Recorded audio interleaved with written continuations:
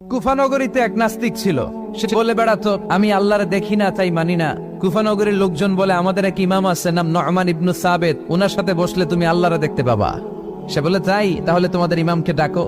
সাইয়েদনা ইমাম আবু হানিফা টাইম দিলেন, এই জুমার দিন, আজকে জুমার দিন না, এই জুমার নামাজের পরে ঠিক ভর দুপুরে 2টায় সবাই আমরা একত্রিত হব। নাস্তিকও আসবে, সাইয়েদনা ইমাম আবু হানিফাও আসবে। জুমার সালাতের পরে লোকের বন্যা বয়ে গেল, বাঁধ ভাঙা জোয়ার, অনেক মানুষ। নাস্তিক এসেছে, লক্ষ লক্ষ লোক এসেছে, আসে নাই ইমাম আবু হানিফা। আসে না আধা ঘন্টা, 1 ঘন্টা, 2 ঘন্টা পরে আসছে। নাস্তিক বলে, এই তোমাদের ইমাম যার কোনো সময়ের জ্ঞানই নাই, এর সাথে কিসের তর্ক? সাইয়েদনা ইমাম আবু হানিফা বলে, ইনদি উযর, আমার ওজর আছে। কি ওজর?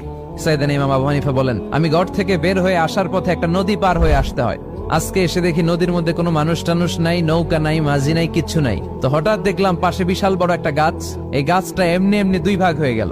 হঠাৎ গাছ থেকে এমনি এমনি লম্বা তক্তা হয়ে গেল। এমনি এমনি তক্তাগুলো জোড়া লেগে